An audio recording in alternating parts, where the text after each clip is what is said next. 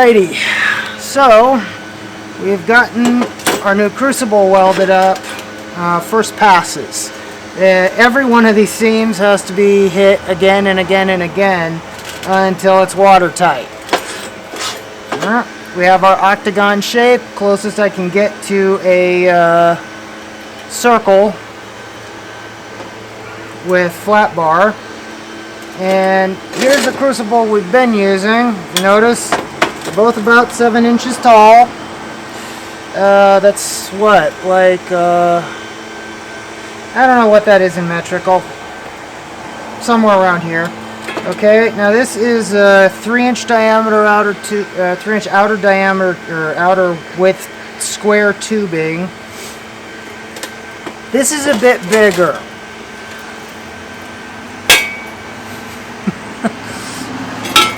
Lots of room to spare. This thing is based on a 5-inch inner diameter circle. So, it's going to have considerably more capacity than this. There should be plenty of room in here to finish out the gantry arm this time.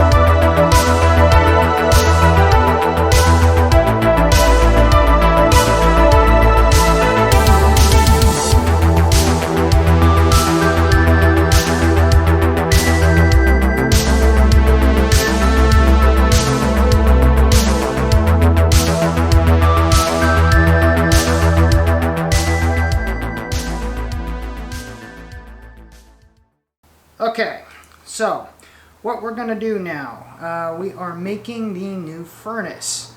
And the first thing I needed to do was size the furnace for our new crucible.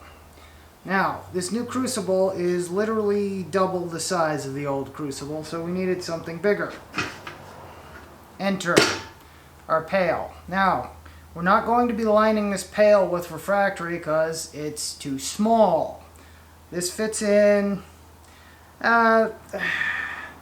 it's definitely not quite as, there's definitely a lot of room in there, more than I'd like, but, well, beggars, choosers and all, and this is our pattern. Plus this will give us a little room to expand in the future.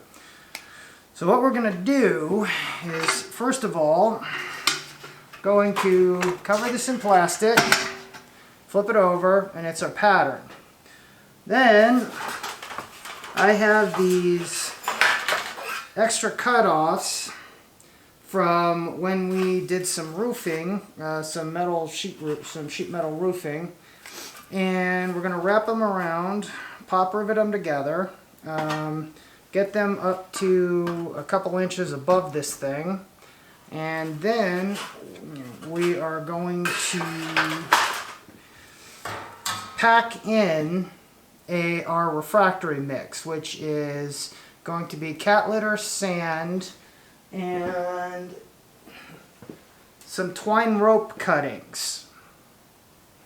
Now, in a it's going to form what is essentially a cob, which is typically dirt, sand, and straw, something like that. But in this case, it's going to be bentonite clay cat litter, sand, and this twine rope.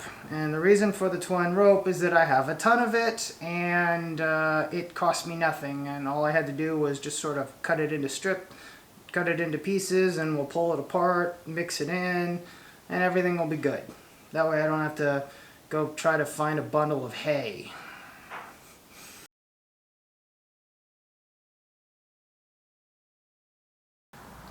Okay, as you can see here, this is literally just corporate brand name, food grade plastic wrap. Alright, that's all we're going to put on here. and it's wrapped around everything, including the handle. So what we're going to do is, this is actually the bottom.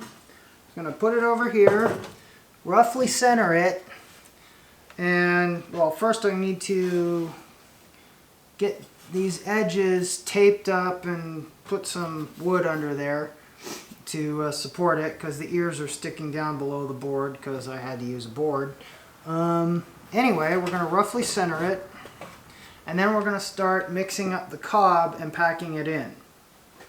Now, from all indications, the cob is, the only thing I could see was basically guys doing it by eye. So I'm going to try, say, a 1-to-1 for clay to sand, or maybe a 2-to-1 clay to sand. We'll see what we got.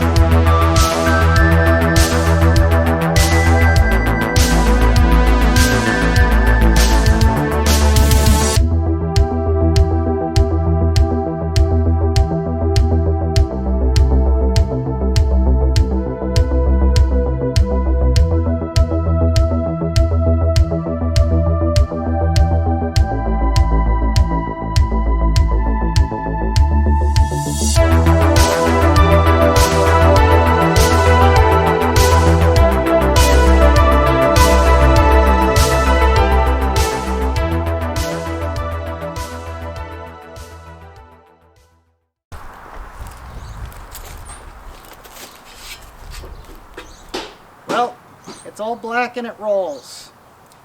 So it's exactly what it's supposed to do.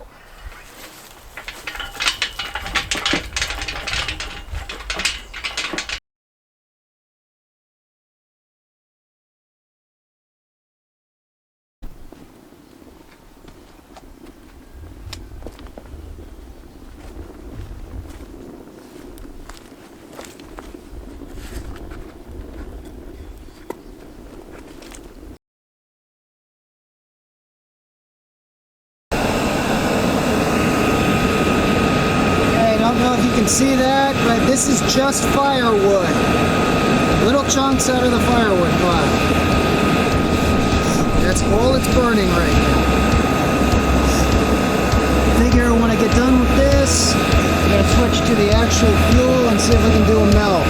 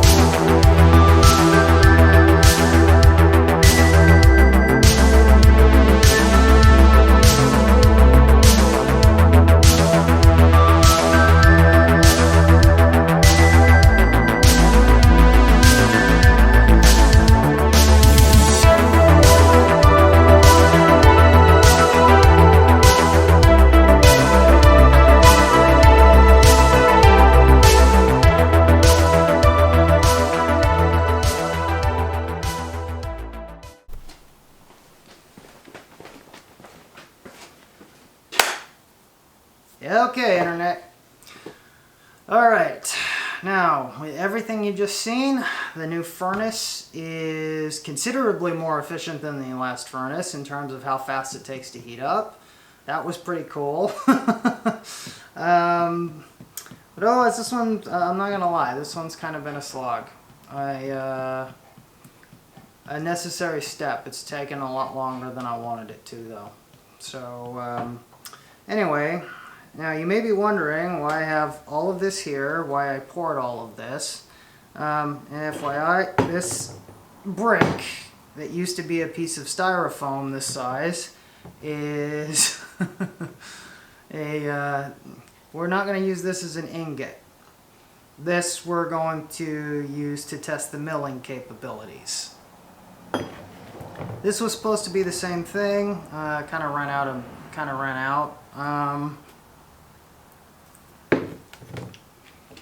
Let's see. So, anyway, I haven't tested the final capacity of the thing. If we heat up from just straight metal that's already been cleaned up, there was a ton of dross in there. However, this is the old crucible that wasn't quite up to the task of this part. This one part, as you see here, weighs in at 1.65 kilograms. Alright. Now let's assume that this is going to be, the final one that I do is going to be 2.6 kilograms. Okay, so let's give a comfortable margin of error here.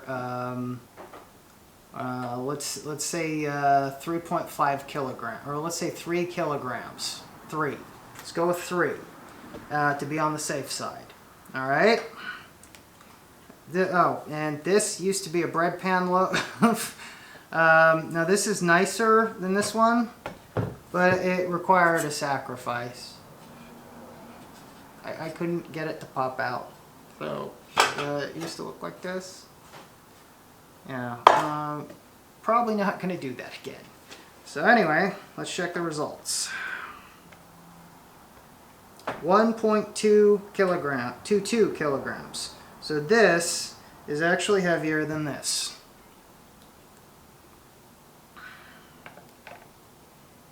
2.66 kilograms.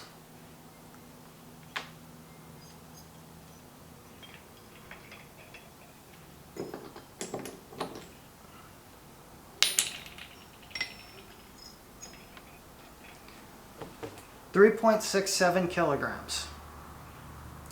We're quite comfortably in our margin of error. So, yeah, okay, we're good. Yeah, I think the next pour on this thing is going to go quite a bit better. So anyway, what that means is that I got to fire up the old CNC machine, and I got to start making the patterns. And the next video you see is going to be casting the real gantry arm. Well, 2 of them. So that's all I got for you this installment. God bless. We'll see you for the next one. Ciao.